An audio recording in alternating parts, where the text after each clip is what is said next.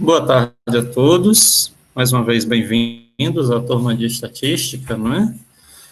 Então, nós temos aqui para a aula de hoje o conceito de medidas de tendência central. O que são medidas de tendência central na estatística? São informações que trazem o valor de um ponto em torno do qual os dados se distribuem. Então, a ideia é que eu coletando várias informações, eu consiga obter algumas dessas informações de tal forma que sejam interessantes para mim. Nós vamos ver na aula de hoje que, de acordo com a aplicação, de acordo com o exemplo e do que eu quero, o tipo de medida central é que vai me fornecer esse dado, certo? Então, a ideia do objetivo principal de uma medida de tendência central é apresentar os dados de uma forma mais condensada do que se eu estivesse trabalhando com uma tabela ou com um gráfico, tá certo? E aí, as principais medidas que a gente tem são a média, e a média, existem vários casos de média, tá? Por exemplo, aritmética, ponderada, geométrica, harmônica. Essas são as que a gente vai estudar aqui nesse material, mas existem outras que a gente vai já falar delas, tá certo? E a moda e a mediana. Lembrando que esse material aqui inicial é mais voltado para dados discretos. Teremos aí uma outra aula em um momento posterior, falando sobre dados contínuos, também calculando aí a média, a moda e a mediana. Só um comentário bem rápido em relação à média, perdão, em relação a dados contínuos, não se trabalha com as médias ponderadas, geométrica e harmônica.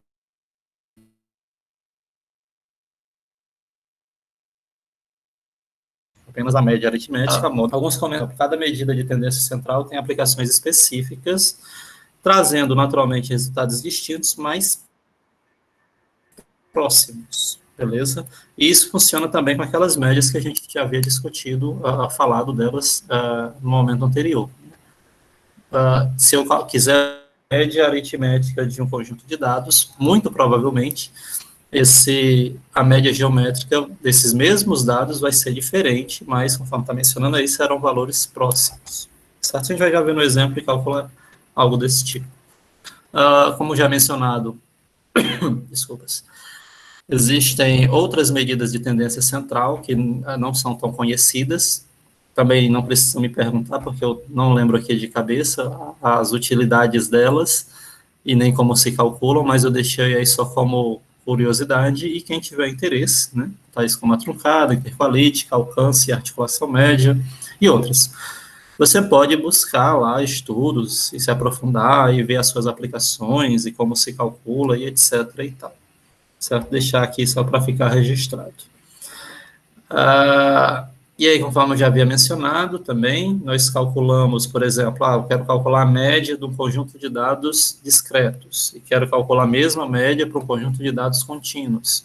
São formas diferentes de eu realizar esse processo, tá certo? Então, o que eu fizer num conjunto de dados não vai ser a mesma coisa do conjunto de dados, e aí que o pessoal já começa a sentir alguma dificuldade na parte de estatística, porque são bastante fórmulas, né? A ideia é que você tente se lembrar dessas fórmulas a maior possível, certo?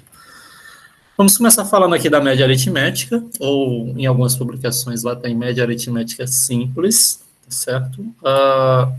Falando aqui um pouquinho de história, eu não sei se vocês já tinham visto isso, eu fui pesquisar, eu achei bem legal.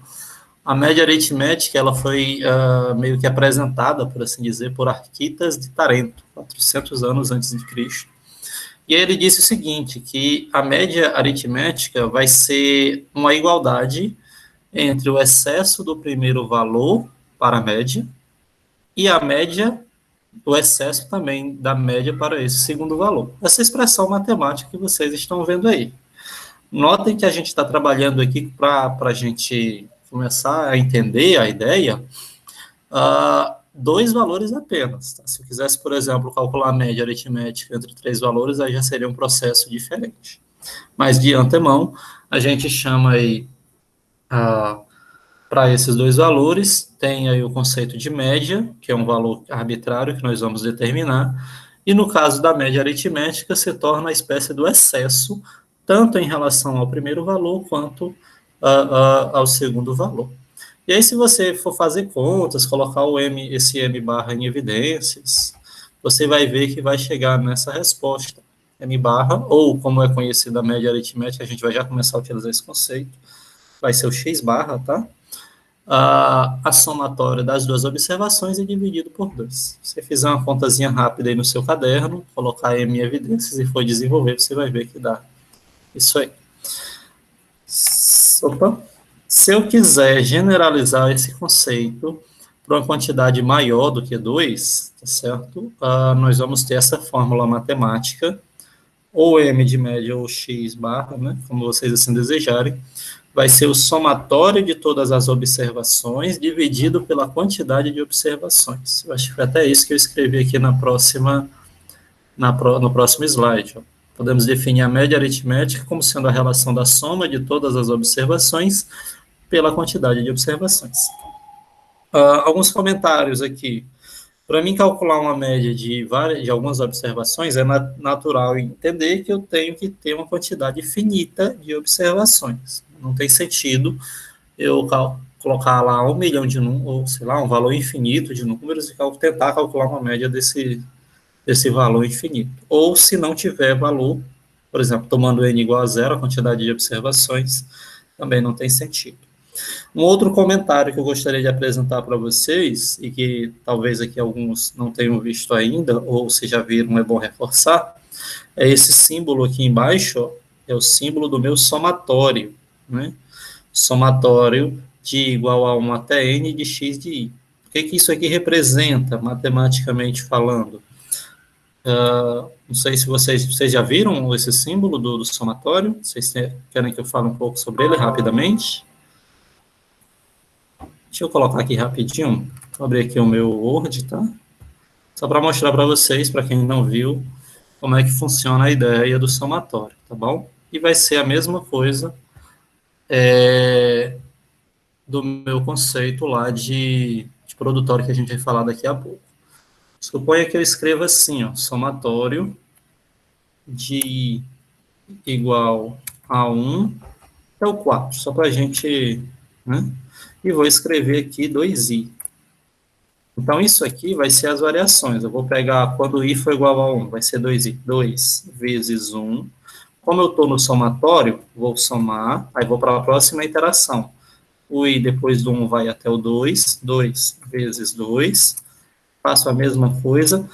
E notem que a gente vai chegar até o 2 vezes 4, porque aqui eu tenho ó, o limite inferior, que é igual a 1, até o limite superior, o 4.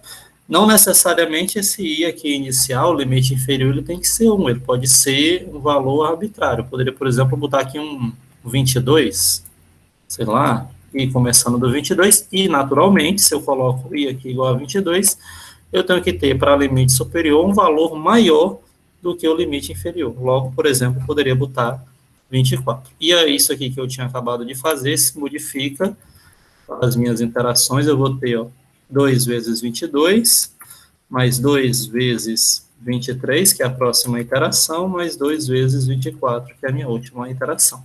E aí, a parte de contas, você pode ficar à vontade para realizar. Voltando aqui para o nosso assunto da aula, vamos ver um exemplo, né, de como é que a gente calcula a média aritmética, um exemplo bem simples mesmo. Tenho 4 observações, são os números, tá? Como é que eu calculo essa média? Notem aqui que eu já mudei o M para X, que é o que é mais conhecido, né? Eu vou somar as observações e dividir pelo número de observações. Então, eu tenho 3 mais 8, mais 16, mais 21 sobre 4, né? Que dá 48 sobre 4, que dá 12. Tô indo rápido demais, meu povo? Vocês querem comentar alguma coisa? Tá dando para entender? Tá bacana? Muito bem. Isso aqui tá fácil, né? Mas só um comentário que eu coloquei aqui é que, por vezes, e em algumas situações, vocês vão ver o seguinte: o retorno fornecido pela medida de tendência central, independentemente de qual seja ela, ou a moda, ou a média, ou a mediana, por vezes, não vai estar fornecido nas minhas observações. Pode acontecer de estar, mas na grande maioria das vezes, provavelmente não vai acontecer. Tá certo? Então, por exemplo, o que eu estou falando? O 12, que é a minha média aritmética desse meu conjunto de observações, ele não está presente nas minhas observações. Basicamente é isso que eu quero apresentar para vocês. Ok. Indo para frente, deixa eu ver como é que está aqui. Está suave, está bacana. Agora a gente fala de média ponderada, tá? A média ponderada, não sei se vocês já trabalharam com ela, provavelmente sim, também é um tipo de média aritmética, certo? Só que ela tem um pouco de diferença. Nós vamos ter o que é conhecido como pesos. Para cada observação, você tem um peso diferente. Mas antes de falar de fórmula e dar exemplos, deixa eu fazer uma espécie de motivação só para a gente entender o porquê que é utilizado a média ponderada e porquê que ela é prática para a gente, tá? Coloquei aqui um escolar, não sei, um exemplo hipotético aqui, e aí ele tirou 10 notas para essas 10 atividades, conforme vocês estão vendo. Mas suponha que eu diga, olha, calcule a média anual desse aluno. Bem, se a média anual, se não tem nenhum tipo de restrição, daqui a pouco a gente fala sobre isso, tá? A gente aprendeu que para fazer a média é somar todas as observações, conforme vocês estão vendo, e dividir pela quantidade de observações. Então, a saber, eu tenho essa soma dessas 10 notas, dividido por 10, que são 10 provas, então eu tenho aí uma média anual de 8,1. Aí o que acontece? Vocês podem ver que, assim, à medida que eu aumento a quantidade de observações, mais trabalho eu vou ter. E pode-se, por vezes, fazer uma espécie de uma chance maior de eu errar ao problema, ou então trazer um dado falho. Sei lá, eu estou colocando um exemplo, quero no lugar de ser 10 notas, ser 100 notas, ou 1.000, e aí eu acabo, sei lá, esquecendo algumas notas, ou adicionando notas a mais, ou modificando essas informações, porque uma coisa é eu calcular a média de 10 observações, outra coisa é calcular a média de 1.000, né? Então, a ideia é, será que existe algum método mais prático para mim trabalhar com isso? E outra, trabalhando aqui com dados discretos, tá certo? Não vamos confundir. Eu vou fazer isso aqui de uma forma diferente, tá? O que acontece? Pegando esse mesmo conjunto de valores que eu tenho aqui, 7, 8, 9 e assim por diante, eu vou fazer uma construção dessa minha média, só que agora pegando a quantidade de notas. Como assim? Quantas vezes ele tirou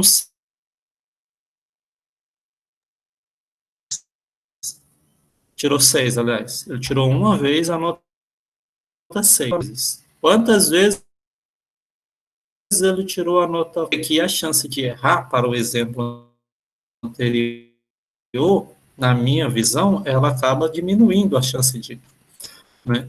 E aí, terminando as contas, a gente vai ver que chega na mesma resposta, na mesma média que tínhamos anteriormente, só que numa conta mais rápida. Então, com essa informação e com a ideia de peso, que é exatamente a quantidade de vezes que aquele dado se repete, é a mesma coisa, tá? O mesmo conceito. Eu vou ter aí o conceito de média ponderada, a fórmula vai ser essa daqui, ó. Vejam que o símbolo é inclusive o mesmo, tá? Tem livros que no lugar do x barra colocam x barra p ou xp, mas aí o conceito ele vai ser o mesmo, já que a gente está voltando para uma média aritmética mais específica, né? E aí, como é que funcionaria essa conta?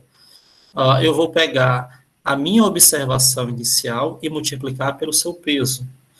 Vou pegar a minha segunda observação e multiplicar pelo seu respectivo peso. Vou fazer isso até a última observação e pelo seu último peso. Somo tudo isso. O símbolo do somatório a gente já viu como é que funciona, não é?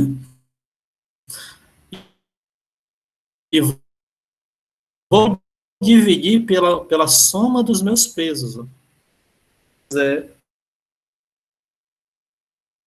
Do que a quantidade de provas que ele fez. E se a gente olhar aqui para cima, a gente vai ter os pesos que é 1, 2, 4, 1 e 2. Se eu somar esses valores, 1 mais 2, mais 4, mais 1, mais 2, fornece a resposta 10. Cuidado, não troquem o peso pelas informações. A maioria da galera que acaba errando questão de média ponderada não é porque erra nessas continhas aqui de multiplicar e somar, não. É porque erra quando está fazendo a inversão dos pesos.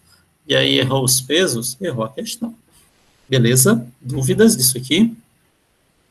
Um exemplo aqui que eu quero fazer com vocês, bem rápido. Coloquei aqui um exemplo de uma situação hipotética, mas que pode ser real, para a gente tentar trabalhar como é que funcionaria, tá? O conceito de média ponderada. Tem um carro que está fazendo uma viagem, ele percorre 40 quilômetros, utilizando velocidade constante de 60 quilômetros por hora. Aqui a gente está falando de uma situação ideal, supondo que não tenha variação na minha velocidade, que a gente sabe que meio que não atende à realidade. Né? O Paulo Manuel, que é da física, pode confirmar isso para a gente, na parte lá de cinemática, não é?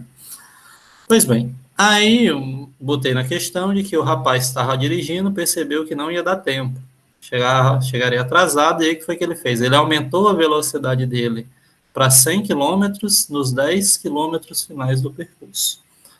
Pergunto para vocês, qual a velocidade média do carro no trajeto todo?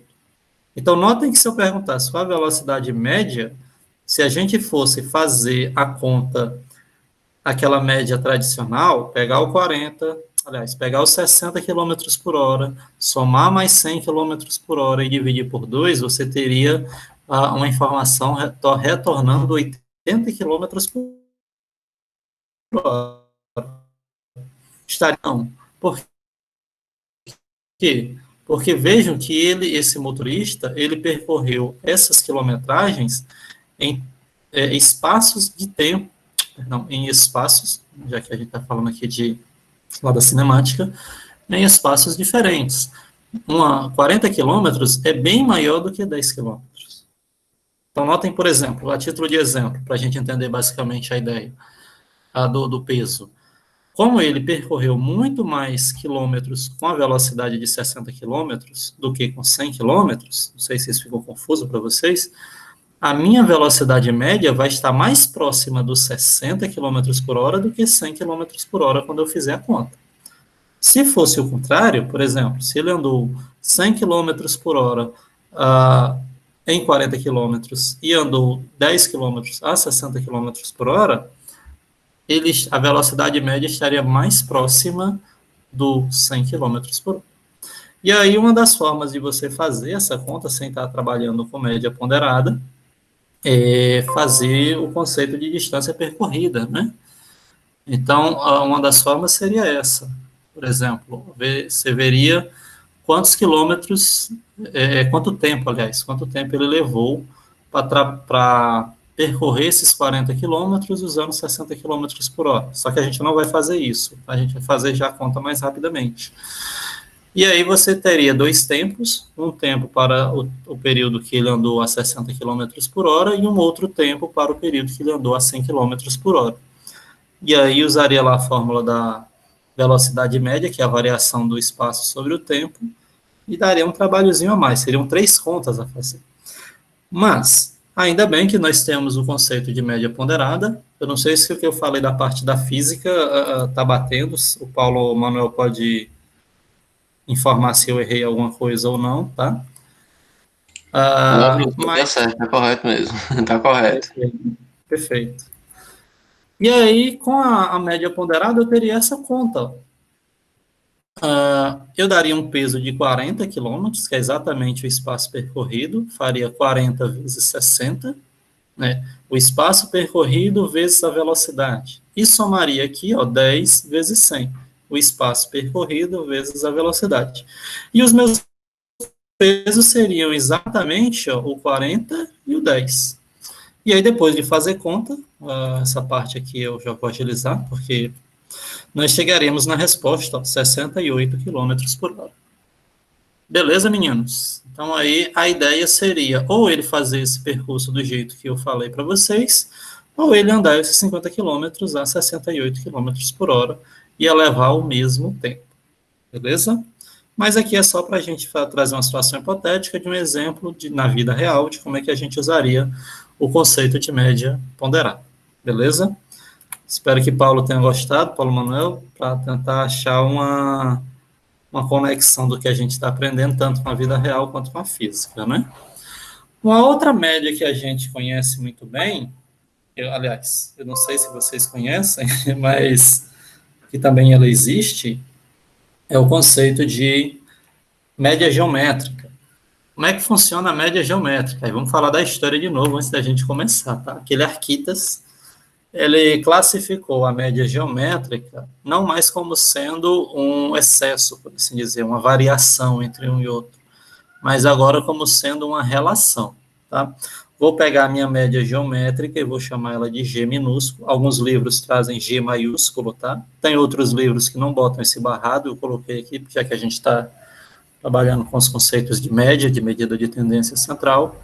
E o Arquitas disse o seguinte, olha, eu vou pegar e vou fazer uma relação das minhas duas observações e desse valor de medida, desse valor médio, por assim dizer.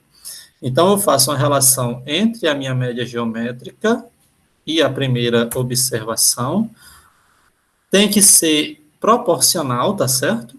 A minha segunda observação e esse valor que a gente havia descoberto anteriormente, certo?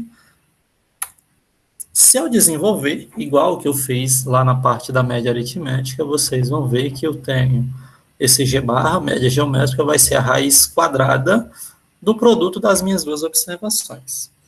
Professor, eu sou obrigado a botar esse 2 em raiz? Aquelas perguntas lá do ensino fundamental, lá do finalzinho, quando os alunos estão aprendendo a ver raiz, né? Não, eu coloquei nesse exemplo exatamente para a gente trabalhar o conceito, eu vou já explicar de novo, que tem muita gente que pensa que aqui vai ser sempre raiz de 2, mas não vai ser, tá? O que é que eu estou dizendo? Suponha que eu tenha 3 ou mais observações. Eu vou generalizar a uma quantidade maior de observações e também finita. Então, a minha média geométrica desse conjunto de observações vai ser a raiz enésima, que é exatamente a quantidade de observações que eu tenho nos meus dados, do produto de todas essas observações. Tá certo? Então, eu vou pegar e multiplicar todas as minhas observações e tirar a raiz enésima. Ou ainda, se a gente quiser usar esse símbolo aqui, esse π, não sei se vocês já viram, o conceito do π é o mesmo conceito do somatório, só que agora a diferença é que eu vou chamar ele de produtório, tá certo? Funciona da mesma forma. Eu vou até colocar aqui um exemplo no meu Word, só para vocês verem, e vou colocar aqui a mesma ideia. Vamos botar aqui limite inferior 22, vou colocar aqui eu vou fazer diferente, tá? Só para vocês verem a diferença. Eu vou, no lugar de botar 2i, eu vou colocar 2 mais i, tá certo? E o limite superior, 24. Poderia ser 2 sobre i elevado, se vocês quisessem. A ideia aqui vai ser a seguinte, ó. Vou fazer a minha primeira interação. O meu primeiro i é 22, então vai ser 2 mais 22. Só que como é produtório, eu vou multiplicar. Vou para a minha segunda iteração, 2 mais 23, multiplico até chegar na minha iteração, que é exatamente o valor do meu limite superior. E aí, mais uma vez, a parte de conta eu deixo com vocês, tá? É só para a gente ver como é que funcionaria. E para que, posteriormente, vocês, professores de matemática e de física, que serão daqui a pouco, verem esses símbolos, não saírem de uma universidade sem terem nem noção do que são esses símbolos, tá? Fábio pergunta aqui qual a média mais se aproxima da realidade. A gente vai já ver, Fábio, que assim, não existe uma resposta correta para isso, porque, veja, depende muito da aplicação que eu queira, depende muito do que eu vá fazer. Então, isso aqui são médias que fornecem resultados que, às vezes, são úteis para mim. Para que serve, fugindo aqui um pouquinho da média geométrica, para que serve média de tendência central? Eu posso, por exemplo, pegar um exemplo aqui bem, talvez perdoem a palavra, idiota. Eu coloco numa vasilha uma grande quantidade de frutas diferentes, abacaxi em uma quantidade, manga em outra quantidade, morango em outra quantidade, sei lá. E aí uma das perguntas que eu posso fazer é dizer, olha, qual a fruta que tem mais? Certo? Isso aqui é só um exemplo para mostrar para vocês que a gente não está fazendo nenhuma conta, mas que a resposta de qual fruta tem mais é uma espécie de medida de tendência central, porque é uma informação que talvez fosse relevante para você naquela situação.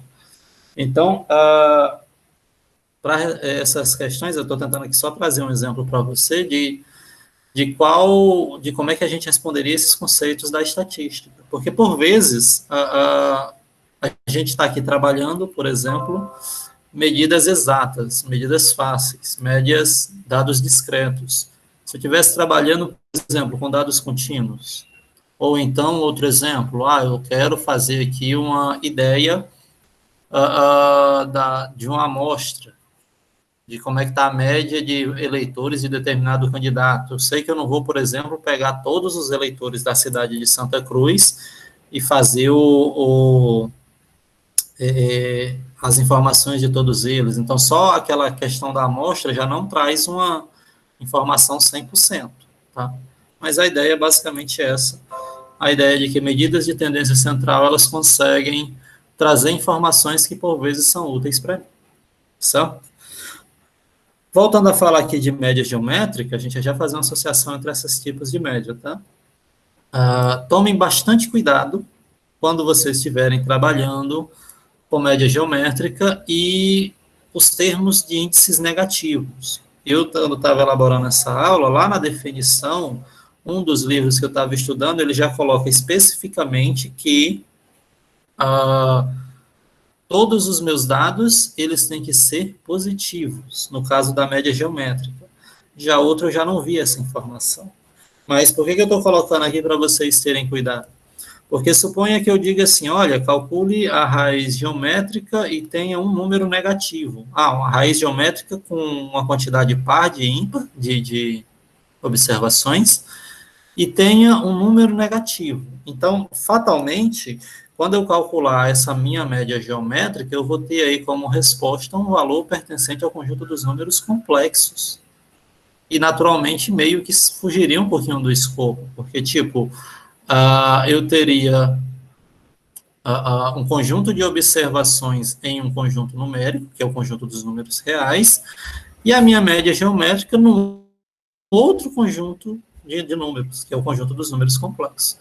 Ao mesmo tempo em que eu meio que não, eu pessoalmente, posso estar inclusive enganado a respeito, mas eu não concordo muito com a mentalidade do livro lá, que diz, e não quero dizer aqui que sou alguma coisa, tá? Mas assim, eu acho que se eu tivesse, por exemplo, 3 observações negativas, sei lá, -2, -2 e -2, e quisesse a minha raiz cúbica, ou quisesse a minha média geométrica desses valores. Então, eu conseguiria fazer esse valor e me forneceria uma resposta. Certo? Então, meio que essa restrição de nós termos apenas valores positivos, eu acho que não tem tanto fundamento para a gente. Tá? Mas, para não dificultar as vidas de vocês, quando vocês estiverem trabalhando com isso, se é que às vezes vocês vão ensinar esse conceito de média geométrica, que por vezes não é apresentado para os alunos, né, do ensino médio, vocês não colocam essa restrição, vocês só trabalham naturalmente com valores positivos. Assim como, por exemplo, voltando a falar rapidamente, eu poderia ter valores nulos ou negativos lá na média aritmética. A pessoa pode ter uma observação com valor negativo, por exemplo.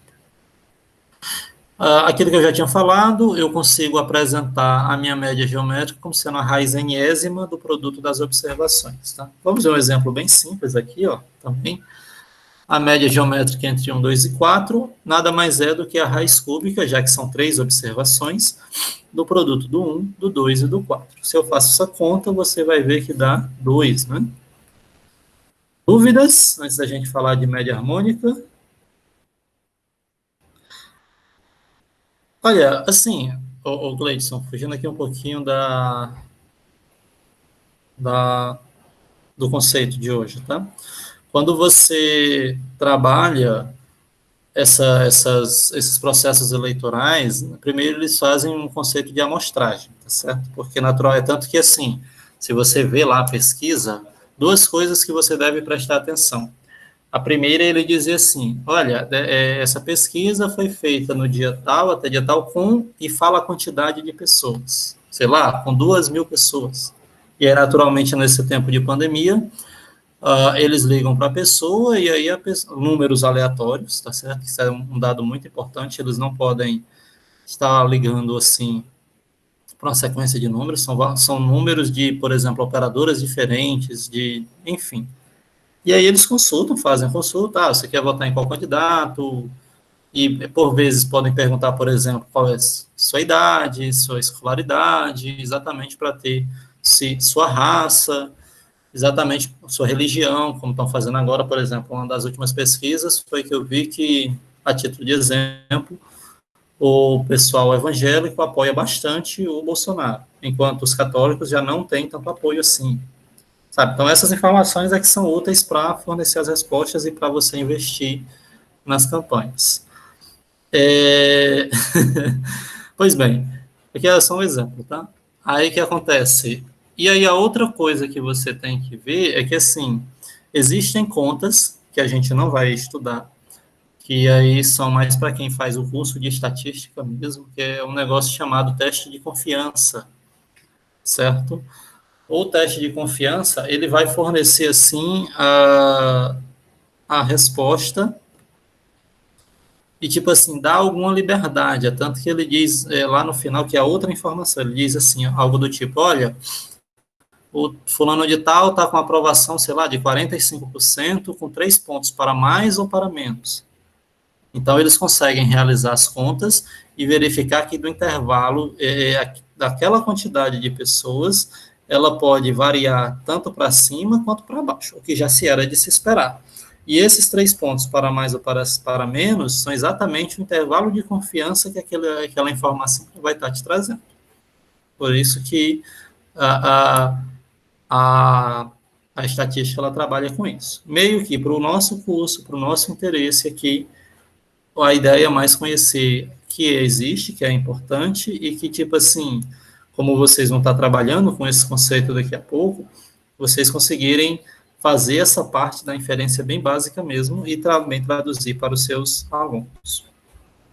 Carol, eu confesso que eu vou ficar te devendo essa resposta, tá? Porque, assim, eu não achei alguma aplicação específica da parte da média geométrica.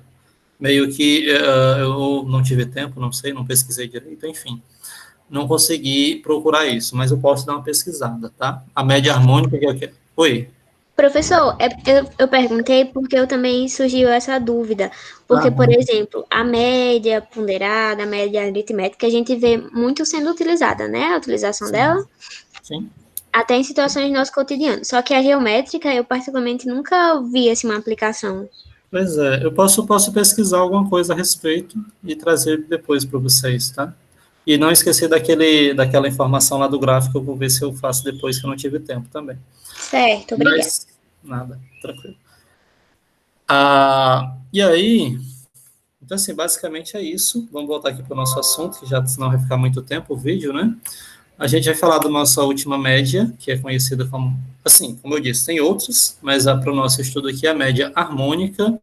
E aí o Paulo Manuel, antes de eu falar, vai concordar, não sei se ele já deve ter visto, a média harmônica tem uma aplicação bastante interessante em associação de resistores em paralelo, como exemplo. Então aí você faz aí o uso da média harmônica. Um pouquinho de história, antes da gente trabalhar o que é a média harmônica. Aquele matemático, que eu nem lembro mais o nome dele, lembro sim, brincadeira, Arquitas.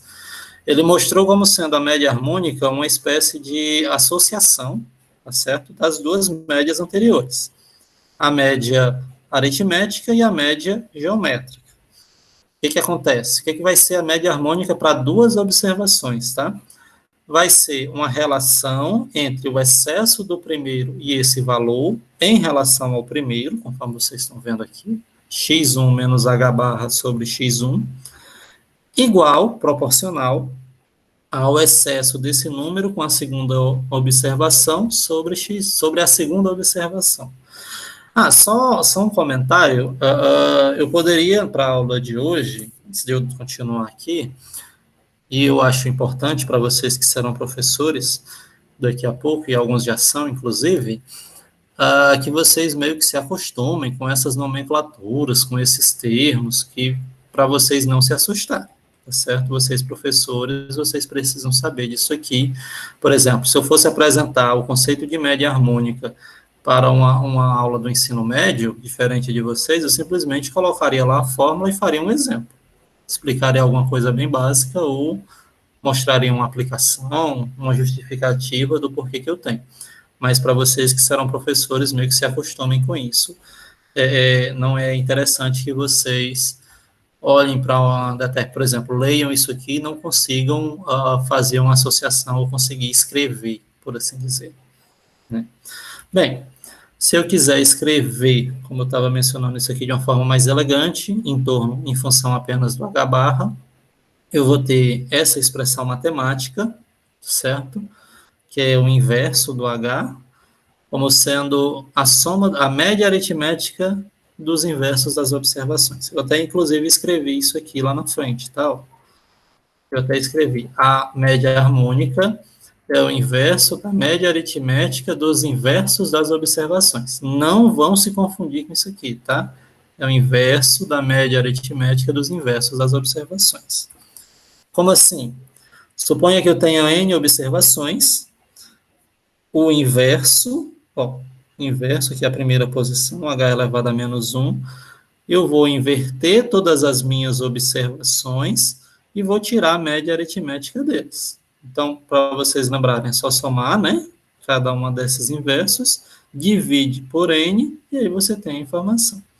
Em algumas publicações, eles trazem assim, H barra igual, aí trazem N sobre toda essa minha expressão. É a mesma coisa, né? Fica a mesma informação, só que escrita de uma forma diferente, mas o resultado é o mesmo.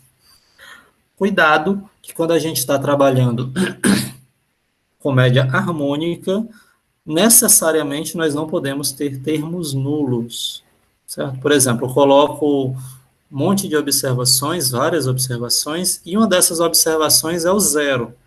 E aí eu peço para vocês calcularem a média harmônica. Não consigo calcular. Por quê? Porque lá, em algum momento, quando eu estiver fazendo a inversão desses valores, a inversão dessas observações, eu vou ter 1 sobre 0. E isso, na matemática, ainda não está definido. Né? Então, eu não consigo calcular a minha média harmônica quando eu tenho uma observação 0. Beleza? Pode calcular com negativo, enfim. Aquilo que eu já tinha falado, e aí eu coloco um exemplo só para a gente ver como dá trabalho fazer média harmônica, tá? Aquilo que eu havia dito, como são duas observações, eu tiro a média dos inversos do 2 e do 5, 1/2 mais 1/5 dividido por 2, que dá, quando eu resolvo essa conta, 7/20. Só que cuidado, que é outro erro que às vezes, por vezes, os meninos cometem, que talvez vocês, por falta de atenção ou alguma coisa assim, podem se esquecer. Como eu estou trabalhando com a média harmônica, notem que esse H aqui está elevado a menos 1. Né? Então, quando a gente faz essa inversão, o H ele vai ser 20 sobre 7. Beleza? Que é exatamente a minha média harmônica do 2 e do 5. 20 sobre 7 dá quase 3, dá 2,9, alguma coisa assim. Né? Vocês podem ir fazendo a calculadora de vocês, 2,8, 2,9. Bem, para a gente encerrar essa parte final aqui da minha primeira gravação, eu coloquei aqui 5 questões. Gostaria que vocês tentassem resolver elas. Vou dar um tempinho aqui para vocês, tá? E vou deixar registrado no final dessa nossa gravação. Vou parar aqui a gravação e a gente vai continuar discutindo algumas coisinhas a mais. Até daqui a pouco.